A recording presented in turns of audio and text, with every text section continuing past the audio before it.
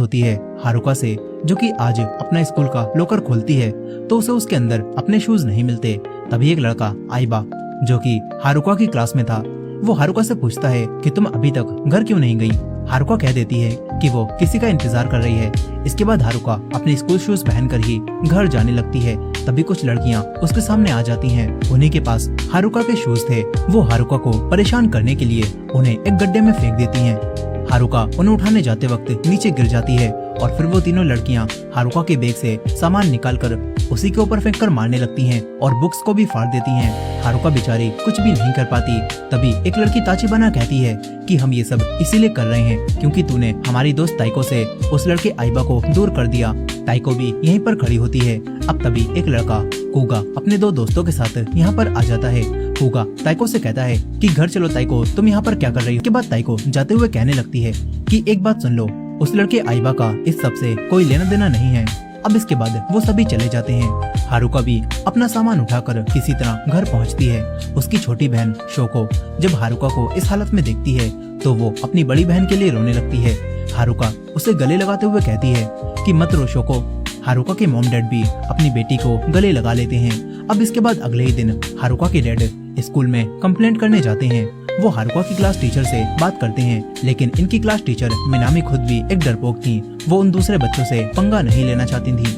इसीलिए वो हारुका के डैड से कहती हैं कि ये स्कूल वैसे भी इस साल बंद हो जाएगा, इसीलिए इसके आखिरी दिनों को क्यों ना पीसफुली गुजरने दें। फिर हारुका बताती है कि वो एक बहुत छोटे और रूरल टाउन में रहती है, जहाँ से उसे मिलाकर सिर्फ 10 बच्चे ही इस साल मिडिल स्कूल से ग्रेजुएट होने वाले हैं।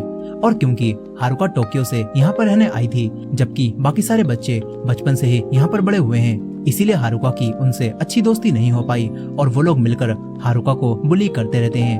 अब इसके बाद हारुका दोबारा अपनी क्लास में आ जाती है। ताइको की तीनों दोस्तों ने हारुका की डेस्क को खराब कर दिया था और उस पर लिख दिया होता है कि तू कहीं जाकर मर जा।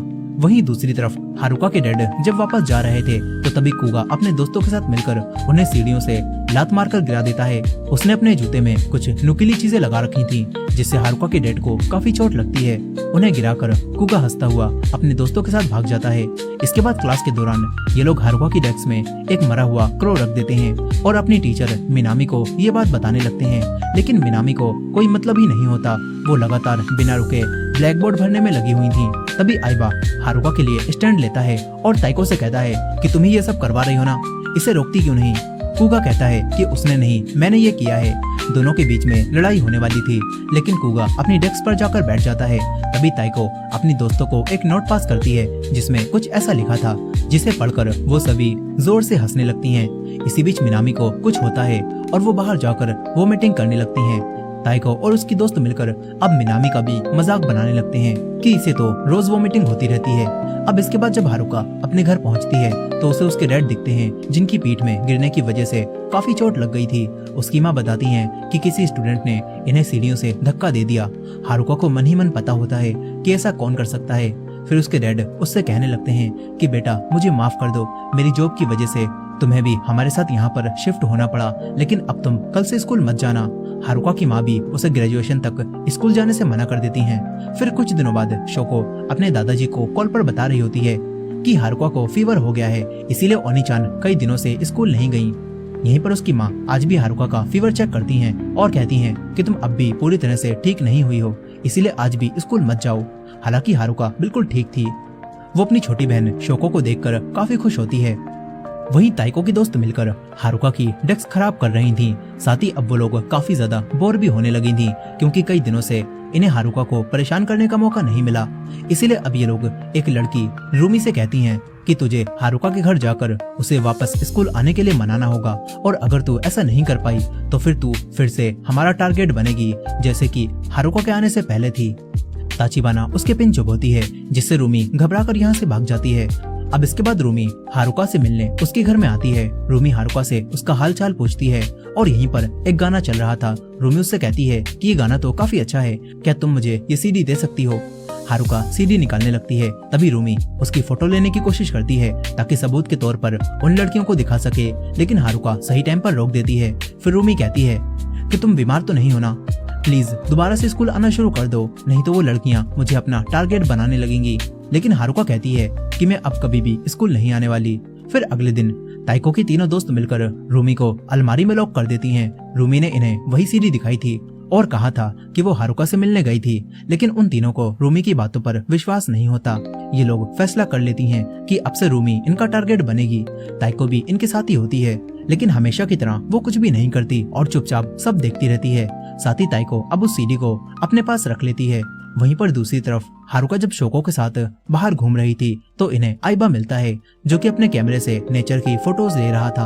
हारुका आइबा को शोको से मिलवाती है और फिर आइबा से बात करने लगती है। आइबा भी बिल्कुल हारुका की तरह ही ट्रांसफर होकर इस टाउन में आया था और वो भी अपनी ग्रैंडमा के साथ यहाँ पर रह रहा है। यहीं पर आइबा अब इन दोनों की फोटोज लेता है। वहीं दूसरी तरफ स्कूल में रूमी उन बुलीज का टारगेट बन चुकी थी। इस बार ताइको सबके सामने उसके बाल काटने लगती है और सभी ये देखकर हंस रहे थे। लेकिन अजीब बात तो ये थी कि रूमी को भी इस सबसे ज्यादा फर्क नहीं पड़ रहा था। वो किसी साइको से कम नहीं लग रही थी। यहीं पर अब ताइको उसके बाल काटकर कहती है कि अब कैसा लग रहा है। इस पर वो हंसते हुए कहती है कि अब मुझे अच्छा और हल्का फील हो रहा है। तभी एक लड़की कहती है कि ओए रूमी, तुझे किसी भी तरह हारुका को यहाँ वापस लाना ही होगा, तू भी तो उससे नफरत करती थी ना। रूमी कहती है कि हाँ, मैं उस लड़की को जान से मार देना चाहती हूँ। वहीं पर दूसरी तरफ आइबा और हारुका में अच्छी दोस्ती हो चुकी थी। दोनों साथ में घूमने जाते हैं और जाते समय शोको हारुका को एक लॉकेट देती है और कहती है कि ये मैंने स्कूल में तुम्हारे लिए बनाया था। हारुका को ये काफी अच्छा लगता है। अब इसके बाद हारुका और आइबा साथ में टाउन में घूमने लगते हैं। वो दोनों एक रिवर के पास जाते हैं जहाँ दोनों के हाथ एक दूसरे से मिलते हैं। इसके बाद दोनों कई सारी जगह घूमते हैं। आइबा हारुका की कई सारी फोटोज लेता है। हारुका भी आइबा के साथ काफी खुश होती है। दोनों रात में वापस जाने लगते हैं। तभी न ताइको की दो दोस्त दिखती हैं जो कि काफी डरी और घबराई हुई थी। वो हारुका को देखकर तुरंत मुंह छुपाकर भाग जाती हैं। तभी हारुका देखती है कि जहाँ पर उसका घर है वहाँ पर आग लगी हुई है। हारुका भागती हुई अपने घर जाती है और देखती है कि उसका पूरा घर आग में जल रहा है। साथ ही उसके माँ बाप और छोटी बहन शोको तीनों अंदर फंसे होते हैं। हारुका उन्हें बचाने जाने लगती है। तभी बाकी लोग उसे रोक लेते हैं क्योंकि अब तक कोई भी आग में जिंदा नहीं बचा होगा। अब तभी एम्बुलेंस और फायर फाइटर भी यहाँ पर आ जाते हैं। आइबा तुरंत ही घर के अंदर जाता है ताकि किसी को बचा सके। बाकी सभी लोगों को आग से दूर कर दिया जाता है। थोड़ी देर बाद आइबा बाहर आता है जिसने शोको को उठा रखा था। शोको का पूरा शरीर जल गया होता है लेकिन उसकी सांसें अब भी चल रही थी। उसे तुरंत ही अस्पताल ले जाया जाता है। हारुका ये सब देखकर बस चीखते हुए रोए जा रही थी। उसका दर्द असहनीय था। कुछ समय बाद हारुका के मॉम डैड आग में जलकर मर जाते हैं और दादाजी भी यहाँ पर आ गए होते हैं ताकि वो हारुका को सहारा दे सकें। वहीं दूसरी तरफ शोको हॉस्पिटल में एडमिट थी। उसके पूरे शरीर पर पट्टियां बन चुकी थीं और उसकी हालत अब भी नाजुक थी। हारुका के दादाजी हारुका को बताते हैं कि जांच करने के बाद पता चला है तुम्हारे डैड ने शोको को चारों तरफ से दबा लिया था ताकि आग उस तक ना पहुंच पाए। इसी वजह से शोको आज जिंदा बच पाई है। इसके बाद हारुका के दादाजी उसके साथ ही रहने लगते हैं। वहीं अगले दिन जब ताइको स्कूल जा रही थी तो उसकी मॉम उसे बताती हैं कि जिस लड़की के घर में आग लग गई थी पता चला है वो तुम्हारी क्लासमेट थी और उसकी मॉम डैड दोनों उस आग में मर गए। तुम्हें उससे मिलकर उसे सहारा देना चाहिए। ताइको हाँ करती है और चली जाती है। वहीं पर कूगा और उसके दोस्त और ताइको की तीनों दोस्त सभी डरे और घबराए हुए बैठे हुए थे। एक लड़की कहती है कि अब हम सब पकड़े जाएंगे, लेकिन कूगा कहता है कि चिंता मत करो यार, किसी को नहीं पता चलेगा, वो आग हमने लगाई थी। एक लड़की कहती है कि तुम्हारी उंगलियों पर भी तो जलने के निशान है ना, ये भी तो सबूत बन सकता है। तभी ताचिबाना कहती है कि तुम दोनों इतनी डर क्यों रही हो। एक लड़की कहती है कि हमने उसके माँ बाप की जान ली है और ये सब कूगा की गलती है। कूगा कहता है कि मैं तो बस उस आदमी को थोड़ा डराने वाला था, मुझे क्या पता था ये सब ऐसा हो जाएगा। यहीं पर इनके साथ रूमी भी होती है जो कि बिल्कुल भी डरी हुई नहीं थी। कूगा के दोस्त कहते हैं कि ताइको ये बात किसी और को तो नहीं बताएगी ना। कूगा मना करता है और कहता है कि ताइको किसी को भी ये बात नहीं बताएगी। इसका मतलब है कि ताइको को भी सब पता है और वो भी इनके साथ मिली हुई है। यहीं पर ताचिबाना को छोड़कर बाकी दोनों लड़कियां बहुत ज्यादा डरी हुई थीं और रो जा रही थीं। इसके बाद क्लास में ताइको जब शांति से बैठी हुई थी तो साइको रूमी उसके पास आकर कहने लगती है कि ताइको बहुत बुरा हुआ, तुम उस दिन जल्दी घर चली गई। हमने जो किया वो बहुत मजेदार था, काश मैं तुम्हें वो दिखा पाती। ये बोलकर साइको रूमी हंसने लगती है। तभी ताइको को गुस्सा आता है। वो रूमी के हाथ में पेन घुसा देती है और कहती है कि मेरे डेस्क को दोबारा अपने हाथों से छूने की हिम्मत भी मत करना। इसके बाद इनकी टीचर मिनामी रूमी से बात करती हैं और कहती हैं कि तुम उन बुली से दूर रहो। मुझे तो लगता था तुम उन्हें पसंद नहीं करती, लेकिन आजकल तुम उनके साथ बहुत घूमने लगी हो। मैं चाहती हूँ कि तुम ग्रेजुएशन तक ठीक और खुश रहो, इसीलिए उनसे दूर रहना। यही ताइको जब वापस जा रही थी तभी कूगा उसके पास आकर कहता है कि ताइको, आज मेरे घर पर कोई भी नहीं है, क्या तुम मेरे घर आकर मेरे बालों को डाई करोगी? ताइको उसे इग्नोर करती है और निकल जाती है। वो अपने घर आती है जहाँ उसके डैड आए हुए थे। वो ताइको से कहते हैं कि यहाँ से ग्रेजुएशन करने के बाद मैं तुम्हें टोक्यो पढ़ने नहीं जाने दूंगा। ताइको ये सुनकर कहती है कि वहाँ ब्यूटिशियन स्कूल है और मुझे पढ़ाई करके ब्यूटी इंडस्ट्री में जाना है। लेकिन उसके डैड कहते हैं कि तुम्हारा फ्यूचर क्या होगा ये मैं तय करूंगा। ये सुनकर वो उदास हो जाती है। तभी उसकी मॉम बीच में आकर कहती हैं कि अभी इन सारी बातों को छोड़ो, अभी तो ताइको मिडिल स्कूल से ग्रेजुएट भी नहीं हुई। उसके डैड जाते हुए कहने लगते हैं कि इस लड़की को मैं इसकी मर्जी नहीं चलाने दूंगा। ताइको ये सब सुनकर दुखी हो जाती है। वहीं कूगा के दोनों दोस्त अपनी गन और क्रॉसबो से क्रो पर निशाना लगाकर मार रहे थे।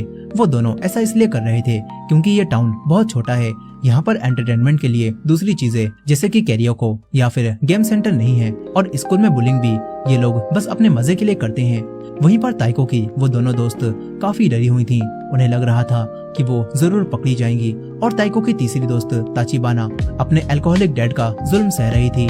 रूमी आराम से बैठकर ताइको के स्केच बना रही थी। उसने ताइको के कई सारे स्केच बना रखे थे। दरअसल वो मन ही मन ताइको को पसंद करती थी और ताइको से अच्छी दोस्ती करना चाहती थी। यहीं अब स्नो गिरना शुरू हो जाती है, जिससे अगले दिन पूरा टाउन स्नो से भर जाता है। और स्कूल में भी सभी लोग हैरान रह जाते हैं जब देखते हैं कि हारुका अब दोबारा स्कूल आने लगी है। आइबा उसके पास आकर उससे कहता है कि तुम्हें अपने आप को स्कूल आने के लिए फोर्स करने की जरूरत नहीं है। हारुका अब भी दुख और शौक में थी। वो ठीक से बोल भी नहीं पा रही थी। हारुका ताइको की उन्हीं दोनों दोस्तों के पास आती है क्योंकि हारुका जानती थी कि इन्होंने ही जरूर कुछ किया है, लेकिन उसके गले से आवाज भी नहीं निकलती और वो दोनों लड़कियां भी डरकर यहाँ से भाग जाती हैं। तभी ताचिबाना हारुका के पास आती है और फिर उन्हीं दोनों लड़कियों के साथ हारुका को लेकर उसी गड्ढे के पास आ जाती है। हारुका के मॉम डैड को मारने के बाद भी ताचिबाना को सुकून नहीं मिला था। वो दोबारा से हारुका को परेशान करने लगती है और पिन चुभोकर उसे गड्ढे में गिरा देती है। फिर ताचिबाना नीचे उतरकर उन दोनों लड़कियों को भी गड्ढे में बुलाती है और एक चाकू निकालकर उसे बताने लगती है कि मैं भी हमेशा मरने के बारे में सोचती थी, लेकिन जब मैंने तेरी माँ को जलकर मरता हुआ देखा तो समझ आ गया कि मौत कितनी दर्दनाक है। ये सुनकर हारुका समझ जाती है कि इन लोगों ने ही उसके घर में आग लगाई थी। तभी ताचिबाना उसे पकड़कर कहती है कि अब तू भी मरेगी, लेकिन हारुका जमीन पर पड़ी हुई एक कील उठाकर ताचिबाना की आंख में मार देती है। ये देखकर बाकी दोनों लड़कियों के पसीने छूट जाते हैं। तभी हारुका यहाँ पर पड़ा हुआ एक डंडा उठाती है और ताचिबाना को उससे मारने लगती है।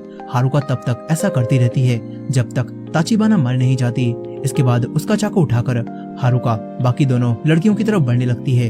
वो दोनों डरकर चीखना शुरू कर देती हैं, लेकिन इस सुनसान जगह में उनकी आवाज सुनने वाला कोई भी नहीं था। तभी एक लड़की कहती है कि मुझे छोड़ दो, मैंने कुछ भी नहीं किया, वो कूगा था, उसी ने सब कुछ किया था। लेकिन हारुका नहीं रुकती और इन दोनों लड़कियों का भी काम तमाम कर देती है। फिर अगले दिन स्कूल में सभी को पता चलता है कि ताचिबाना और बाकी दोनों लड़कियां कल से मिसिंग हैं, लेकिन कोई भी ज्यादा ध्यान नहीं देता। इन्हें लगता है कि तीनों साथ में टाउन छोड़कर भाग गई होंगी। अब तभी इनके स्कूल में एक पुलिस की गाड़ी आती है। सभी उन्हें देखने लगते हैं क्योंकि इस छोटे टाउन में इन लोगों ने कभी पुलिस नहीं देखी थी। कूगा और उसके दोस्त डरे हुए थे और आइबा उनके डर को नोटिस कर लेता है। यहीं पर कूगा स्कूल से चला जाता है, लेकिन फिर रास्ते में उसे हारुका मिलती है। वो हारुका को धक्का देकर कहता है कि तू यहाँ पर क्या कर रही है, लेकिन उसे पता नहीं था कि हारुका ने पहले ही उसके चाकू मार दिया था। हारुका अब उसके दोबारा से चाकू मारती है, जिससे वो जख्मी होकर रेंगना शुरू कर देता है। हारुका उसका एंड तक पीछा करती है और वो ऊंचाई से नीचे गिरकर खुद ही मौत की हालत में चला जाता है। फिर अगले दिन आइबा हारुका से मिलने के लिए उसके घर पर आता है। आज हारुका अपने बेड से नहीं उठी थी। उसके दादाजी आइबा से बात करते हैं और बताते हैं कि ग्रेजुएशन के बाद वो हारुका और शोको दोनों को वापस टोक्यो ले जाएंगे। वो आइबा से कहते हैं कि तब तक तुम हारुका का ध्यान रखना। आइबा भी मान जाता है। हारुका ये सब सुन रही थी। वहीं पर दूसरी तरफ साइको रूमी अपनी मॉम के साथ होती है। तभी उसके पास कूगा के दोस्तों की कॉल आती है। वो रूमी को बताते हैं कि ताइको की तीनों दोस्त मिसिंग थी और अब कूगा भी कहीं पर गायब हो गया है। जरूर ये काम हारुका ने किया है। उसने उन सभी को जान से मार दिया होगा और अब अगला नंबर तुम्हारा हो सकता है। वो कहता है कि हम कल खुद उसे मारने जा रहे हैं, अगर आना हो तो आ जाना।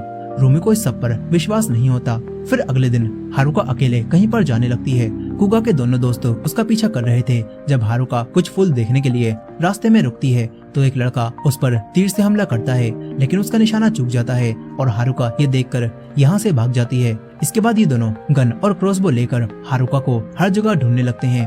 तभी मोटे लड़के को हारुका मिल जाती है। वो हारुका को गिरा देता है और कहने लगता है कि मैं तुझे हमेशा से अपना बनाना चाहता था। वो हारुका को अपनी गन से डराता है और किस करने लगता है। तभी हारुका जमीन पर पड़ा हुआ प्लास उठाकर उसकी नाक बीच से काट देती है, जिससे वो गन फेंककर अपनी नाक बचाने लगता है। यहीं पर दूसरा लड़का यहाँ आ चुका था। वो हारुका पर निशाना लगाता है, लेकिन उसका तीर अपने ही साथी के सर में जाकर लगता है और फिर वो लड़का अपने ही दोस्त पर हमला कर देता है। इसी बीच लड़ाई में वो मारा जाता है और फिर हारुका दूसरे लड़के पर कैंची से हमला करके उसका भी काम तमाम कर देती है। वहीं पर कुगा के मॉम डैड उनकी टीचर मिनामी के पास आकर कहने लगते हैं कि हमारा बेटा कहाँ पर गया। ये लोग मिनामी से ही लड़ने लगते हैं। वहीं दूसरी तरफ शोको की हालत अब भी सीरियस थी। वहीं दूसरी तरफ कई लोगों को निपटाने के बाद हारुका अपने घर पहुंचती है, जहां उसके दादाजी उसकी ऐसी हालत देखकर घबरा जाते हैं, लेकिन वो हारुका से कुछ भी नहीं पूछते। फिर अगले दिन आइबा हारुका से मिलने आता है। दोनों साथ में फिर से बाहर जाते हैं और उसी रिवर के पास आते हैं जहां दोनों पहले आए थे। हारुका से अब अपना दर्द और नहीं छुपाया जाता और वो खुलकर चीख कर रोने लगती है। आइबा उसे संभालता है। आइबा उससे अपना लव कन्फेस करता है और कहता है कि मैं तुम्हें हमेशा प्रोटेक्ट करूंगा। फिर दोनों किस करने लगते हैं। वहीं पर ताइको को वही सीडी मिलती है जो कि हारुका की थी और ताइको इसे सुनने लगती है। इधर दूसरी तरफ हारुका और उसके दादाजी हॉस्पिटल में शोको के पास थे। हारुका के दादाजी उसे बताते हैं कि एक बार तुम्हारी ग्रेजुएशन हो जाए फिर मैं तुम्हें लेकर टोक्यो चला जाऊंगा और शोको को भी वहीं किसी हॉस्पिटल में एडमिट करवा देंगे। हारुका इस सब के लिए खुद को जिम्मेदार समझकर अपने दादाजी से माफी मांगती है और कहती है कि शोको तुम भी मुझे माफ कर देना। वहीं पर आइबा भी अपनी दादी को बताता है कि वो आगे पढ़ने टोक्यो जाएगा और वहीं पर रहेगा क्योंकि वहाँ पर कोई है जिसे आइबा को प्रोटेक्ट करना है। इधर साइको रूमी रात में उसी गड्ढे के पास आती है जहाँ पर उसे बर्फ में ढकी हुई तीनों बॉडीज मिलती हैं और ये देखकर वो बहुत घबरा जाती है। वो तुरंत ही ताइको को कॉल करने लगती है। ताइको उसकी कॉल्स को इग्नोर करती है। फिर अगले दिन से ये साइको रूमी अपने रूम से बाहर नहीं निकलती। तभी हमें पता चलता है कि जिस दिन साइको रूमी को बुली किया जा रहा था तभी उसने कहा था कि मैं उस हारुका को जान से मार देना चाहती हूँ। और ये सुनकर कुगा और दोनों लड़कियाँ आगे बढ़कर आती हैं और ये लोग कहने लगते हैं कि पागलों वाली बातें मत कर, तू कुछ भी नहीं कर सकती। इस पर रूमी कहती है कि मैं उसके पूरे घर पर केरोसिन डालकर उसे उसके घर के साथ आग में जलाकर मार दूंगी। ये सारी बातें ताइको सुन रही थी, लेकिन वो इसके खिलाफ नहीं जाती। प्रेजेंट टाइम में ताइको के पास रूमी की कॉल फिर से आती है। वो रो रही थी और रूमी से कहती है कि ताइको अब मैं मरने वाली हूँ। उस हारुका ने तुम्हारी दोस्तों और कुगा और उसके दोस्तों को भी मार दिया। ताइको को इस बात पर यकीन नहीं होता। रूमी कहती है कि शायद अगला नंबर तुम्हारा भी हो सकता है, लेकिन ताइको कहती है कि मैंने ऐसा कुछ भी नहीं किया जिससे वो हारुका मुझे मारे। रूमी कहती है कि तुम ही ने तो ये सब करवाया था, तुम तो उससे नफरत करती थी क्योंकि उसने आइबा को तुमसे दूर कर दिया था। लेकिन ताइको कहती है कि तुम गलत समझ रही हो, मैं उस ढीले लड़के आइबा को कभी पसंद करती ही नहीं थी। रूमी पूछती है कि फिर तुम हमेशा शांत क्यों रहती थी जब हारुका को बुली किया जा रहा था। ताइको उसकी बातों का कोई जवाब नहीं देती और कहती है कि तू भी कहीं पर जाकर मर जा। ये बोलकर वो फोन काट देती है। रूमी को भी अब गुस्सा आ जाता है और वो अपने बनाए हुए ताइको के स्केच फाड़ देती है। तभी उसी दिन का सीन दिखाया जाता है। साइको रूमी सच में केरोसिन लेकर हारुका के घर को आग लगाने जा रही थी। कुगा और ताइको के तीनों दोस्त भी मजे से उसके साथ चल रहे थे। कुगा के दोनों दोस्त भी अपने मजे के लिए इन्हें ज्वाइन कर लेते हैं। ताइको भी इनके साथ ही होती है, लेकिन उसे ये सब कुछ बोरिंग लग रहा था, इसीलिए वो घर जाने लगती है। रूमी कहती है कि देखना मैं ये करके दिखाऊंगी। यहीं पर प्रेजेंट टाइम में ताइको अब पछता रही थी कि काश उसने रूमी और बाकी सभी को रोक लिया होता। फिर ताइको हारुका की सीडी उसे वापस करने जाने लगती है। वो हारुका के घर आकर आवाज लगाती है और जब कोई बाहर नहीं आता तो ताइको सीडी लेकर वापस जाने लगती है। तभी बस से हारुका अपने दादाजी के साथ हॉस्पिटल से वापस आती है। वो ताइको को यहाँ पर देखकर अपने दादाजी को वापस भेज देती है। ताइको उसके पास आकर उसकी सीडी उसे वापस करती है और हारुका कहती है कि इस गाने को सुनकर अपनी पुरानी यादें याद आ जाती हैं। ताइको कहती है कि कितना समय बीत गया ना हमें इस तरह बात करे हुए। हारुका कहती है कि ताइको आजकल तुम ठीक से सो नहीं रही क्या? तुम्हारी आंखों के नीचे गड्ढे हैं और अभी तुम इतनी डरी और अजीब क्यों हो? ताइको कहती है कि तुम भी तो कितनी अजीब हो, शायद ऐसा इसलिए है क्योंकि तुम्हारे मॉम डैड मारे गए। दोनों बहुत अच्छी तरह से आपस में बात करने लगती हैं, जैसे कितनी अच्छी दोस्त हो। और तभी हारुका बताने लगती है कि जिस दिन मैं पहली बार इस स्कूल में आई थी, मुझे याद है तुम ही वो पहली इंसान थी जो मुझसे अच्छे से बोली थी। तुमने मुझे अपने दिल की सारी बातें बताई थी और बताया था कि तुम टोक्यो जाकर एक ब्यूटिशियन बनना चाहती हो। हारुका कहती है कि तुम मेरी अच्छी दोस्त थी, लेकिन फिर भी मैंने आइबा को तुमसे छीनकर तुम्हें चोट पहुंचाई। ताइको कहती है कि ऐसा नहीं है, मैं आइबा को कभी पसंद करती ही नहीं थी, असल में बात ये थी। ये बोलकर ताइको रुक जाती है और सच नहीं बताती। तभी वही सीन दिखाया जाता है जहाँ पर ताइको और हारुका आपस में बात करते हुए बहुत खुश थी, लेकिन फिर आइबा बीच में आकर हारुका को साइड में ले जाकर उससे बात करने लगता है। और ताइको मन ही मन बताती है कि मैं बस इतना चाहती थी कि हारुका तुम हमेशा मेरे साथ रहो, सिर्फ मेरी तरफ देखो और मेरी ही दोस्त रहो, लेकिन तुम आइबा के साथ चली गई। यही प्रेजेंट टाइम में ये सब बताकर ताइको जाने लगती है। तभी हारुका ताइको से कहती है कि ताइको अच्छे से जीना। ये सुनकर ताइको को अपनी गलतियों का एहसास हो जाता है। वो हारुका के पैरों में गिरकर उससे माफी मांगने लगती है। इसके बाद जब दुखी ताइको अपने घर जा रही थी, तभी साइको रूमी पीछे से आकर उसके चाकू मारने की कोशिश करती है, लेकिन ताइको बच जाती है। ताइको कहती है कि साइको रूमी तू ये क्या कर रही है। ताइको भी अपना चाकू निकाल लेती है, लेकिन रूमी उसके पैर पर चाकू मार देती है। इसके बाद रूमी ताइको के पत्थर मारती है, जिससे ताइको नीचे गिर जाती है। साइको रूमी ये सब देखकर हंस रही थी। वो ताइको के चाकू मारने आने लगती है, लेकिन ताइको उसके लात मार देती है। तभी रूमी ताइको के हाथ में कई बार चाकू से हमला करती है। ताइको किसी तरह से उससे बचती है और ताइको कहने लगती है कि तुम सबके सब हमेशा मुझसे चिपके रहते थे और फिर अचानक से तुम लोगों ने दूसरे बच्चों को बुली करना शुरू कर दिया और ऐसा लगता था जैसे ये सब कुछ मैं तुमसे करवा रही हूँ। तुम लोगों ने आखिर ऐसा क्यों किया। ताइको उससे कहती है कि तुझे क्या लगा रूमी, अगर तू हारुका को मार देगी तो क्या तुझे मेरी नजरों में इज्जत मिल जाएगी। ऐसा कभी भी नहीं होगा। रूमी कह रही होती है कि ये सब कुछ मैंने सिर्फ तुम्हारे लिए किया था। दोनों में दोबारा लड़ाई होती है।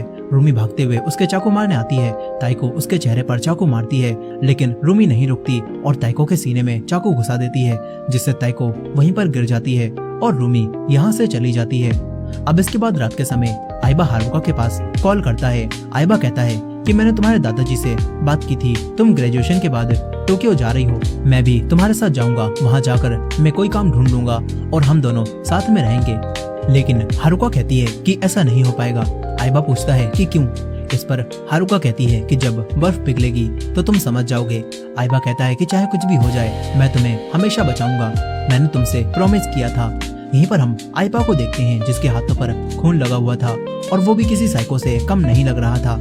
वो हारुका से कहता है कि आखिरकार तुमने मुझे छोड़कर अपनी फैमिली को चुन लिया ना। वो गुस्से में फोन तोड़ देता है। वहीं दूसरी तरफ हारुका अपने दादाजी से कहती है कि दादाजी आपको किसी भी बारे में मुझसे कुछ पूछना नहीं है क्या। उसके दादाजी कहते हैं कि जब तुम्हें ठीक लगे मुझे बता देना। इधर साइको आइबा अब अपनी दादी के पास आता है, जिन्हें इस साइको ने टॉर्चर किया था, और उसकी दादी पूछती हैं कि क्या तूने अपने डैड को भी इसी तरह चाकू मारा था। इस पर वो हाँ करता है और बताता है कि डैड रोज हमेशा मॉम को मारते थे, इसलिए मैंने उनका किस्सा ही खत्म कर दिया। लेकिन फिर इसके बाद मॉम को मारने वाला कोई बचा ही नहीं, इसलिए मैंने उन्हें भी मार दिया।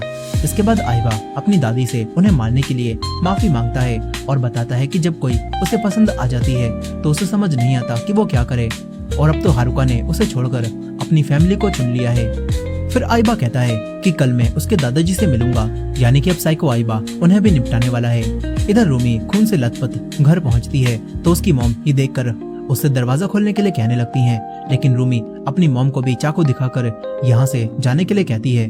उसकी मॉम कहती हैं कि चाहे कुछ भी हो जाए मैं हमेशा तुम्हारे साथ रहूंगी। यहीं पर अब रूमी खुद की जान बचाने के लिए हारुका को मारने के बारे में सोचना शुरू कर देती है। अब इसके बाद अगले दिन सभी गायब हुए बच्चों के पेरेंट्स वाइस प्रिंसिपल से आकर कहने लगते हैं कि वो सब एक ही क्लास के थे और अचानक से स्कूल के बाद से गायब हो गए। ये लोग इसका इल्जाम मिनामी पर लगाने लगते हैं और कहते हैं कि तुमने ही जरूर कुछ किया होगा। ताचिबाना के डैड मिनामी को पहचान जाते हैं और कहते हैं कि तू तो उत्सुमा मिडिल स्कूल से ग्रेजुएट हुई थी ना, वहाँ पर तुम्हें हमेशा बुली किया जाता था। वो कहता है कि हम सब जानते हैं, हमारे बच्चे भी बिल्कुल हमारी तरह निडर थे और दूसरे बच्चों को बुली किया करते थे, जरूर तुम खुद भी उनसे डरती होगी। ये बात सामने आते ही मिनामी की सच्चाई खुल जाती है। असल में उन बच्चों ने दूसरे बच्चों के साथ साथ मिनामी को भी बुली किया था, जिससे मिनामी के पुराने जख्म ताजे हो गए थे और पुराना ट्रॉमा वापस आ गया था। इसीलिए वो उन बच्चों के सामने कुछ भी नहीं कर पाती थी। अब उनके पेरेंट्स के अंदर भी मिनामी को वही बुली दिखने लगते हैं। मिनामी को दोबारा वोमिटिंग होने लगती है और वो डर कर यहाँ से भागती हैं। इसी दौरान एक गाड़ी मशीन के जरिए बर्फ हटा रही थी और उसी में मिनामी दब जाती हैं और उनकी भी डेथ हो जाती है। वहीं दूसरी तरफ हारुका आज अपनी बहन से मिलने हॉस्पिटल जाती है। यहाँ पर रूमी पहले ही हॉस्पिटल पहुँच चुकी थी। वो दोबारा शोको पर केरोसिन डालकर उसे जलाने वाली होती ही है कि तभी हारुका यहाँ पर आ जाती है। हारुका रूमी से फाइट करती है और उसका गला दबाने लगती है। तभी शोको की हालत बिगड़ने लगती है और रूमी खुद को छुड़ाकर यहाँ से भाग जाती है। कुछ समय बाद आइबा भी हारुका से मिलने हॉस्पिटल में आता है। तभी एक नर्स भागते हुए आती हैं और हारुका को बताती हैं कि तुम्हारे दादाजी को कुछ हो गया है। उन्होंने खुद ही एम्बुलेंस बुलाई थी। हारुका अपने दादाजी को देखती है जिन्हें किसी ने बहुत मारा था। उन्हें तुरंत ही ऑपरेशन रूम में ले जाया जाता है।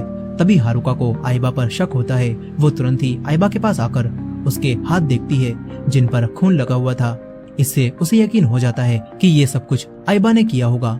तभी आइबा कहने लगता है कि ये चोट तो तब की है जब मैं अपनी दादी को मुझे टोक्यो भेजने के लिए मना रहा था। मैंने तुम्हारे दादाजी से भी बात की थी और मैंने ये सब कुछ तुम्हारे लिए किया था ताकि हम दोनों साथ में रह सकें, और तुम भी तो यही चाहती हो ना। लेकिन हारुका दूर हट जाती है। अब तभी रूमी भी दोबारा यहाँ पर आ जाती है। वो हारुका से कहती है कि तू जिंदा है, इसी वजह से मुझे इतना कुछ सहना पड़ रहा है। रूमी अब हारुका को बताना शुरू कर देती है कि कैसे उसने उसके घर पर केरोसिन डाला था और फिर वहाँ पर उसकी मॉम आ गई थी और उसने उनके ऊपर भी केरोसिन डाल दिया था और फिर कुगा उन्हें आग से धमकाने लगा था, लेकिन गलती से वहाँ पर आग लग गई और वो जलने लगी। उनके हस्बैंड और शोको भी वहाँ पर आ गए थे, लेकिन रूमी कहती है कि हमने तुम्हारे डैड के ऊपर भी तीर से हमला किया और फिर तुम्हारी बहन और तुम्हारे डैड के ऊपर भी केरोसिन डालकर उन्हें जलाकर मार दिया। यहाँ हम देखते हैं कि हारुका के डैड अपने शरीर से शोको को ढक लेते हैं ताकि आग जल्दी से उस तक ना पहुँच पाए, और यहीं पर रूमी आग लगाती है और फिर सभी लोग भाग जाते हैं। हारुका को ये सुनकर बहुत गुस्सा आता है। वो रूमी को मारने उसकी तरफ भागती है, लेकिन रूमी उसके पेट में चाकू मार देती है। तभी आइबा ये सब देखता है और रूमी को मारने लगता है। आइबा रूमी को बहुत बुरा मारता है और उसका काम तमाम कर देता है, लेकिन यहीं पर हारुका, जो कि अब भी उठ सकती थी, उसे आइबा के बैग से गिरी हुई एक फोटो मिलती है जो कि उसके जलते हुए डैड और शोको की थी। तभी आइबा कहता है कि जब मैंने उन्हें देखा था तो मुझे वो सीन बहुत आइकॉनिक लगा और मुझे उसे बिना कैप्चर करे रहा नहीं गया, इसीलिए मैंने वो फोटो ली थी। ये देखकर हारुका समझ जाती है कि ये आइबा पूरा साइको है। हारुका अपना चाकू निकालकर उस पर हमला करती है, लेकिन आइबा बच जाता है और उसके अंदर के साइको इंसान को गुस्सा आ जाता है। वो हारुका के मुंह पर पंच ही पंच मारने लगता है और फिर इस सीन की फोटो लेने के लिए अपना कैमरा उठाता है, लेकिन यहीं पर हारुका अब भी जिंदा थी। वो जमीन पर पड़ा हुआ क्रॉसबो उठाती है और आइबा के कैमरे को तोड़ता हुआ उसकी आंख में एक तीर मार देती है, जिसके बाद आइबा की भी यहीं पर डेथ हो जाती है। मगर हारुका भी अब इस हालत में नहीं थी कि वो वापस जा पाए। वो अपनी बहन शोको का दिया हुआ वही लॉकेट देखती है और रास्ते में ही गिर जाती है, जिसके साथ ही हारुका की भी डेथ हो जाती है। अब इसके कुछ समय बाद मिडिल स्कूल के ग्रेजुएशन का समय आ जाता है। उस टाउन से कोई भी नहीं आया था सिवाय एक लड़की के, और वो लड़की थी ताइको, जो कि जिंदा बच गई थी। वो आज अपनी क्लास में जाती है और उन्हीं पुराने दिनों को याद करने लगती है जब वो हारुका के साथ खुश थी। और इसी एंडिंग के साथ ये कहानी यहाँ पर खत्म हो जाती है।